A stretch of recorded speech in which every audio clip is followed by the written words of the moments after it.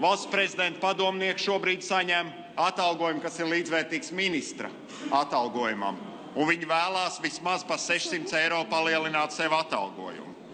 Valsts prezidenta juridiskās nodaļas jurists saņem pagājušā gadā atbilstoši deklarācijai 25 870, kas ir vidēji par 508 eiro mēnesī vairāk nekā noteikts atlīdzības likumā un saistošajos ministra kabineta noteikumos.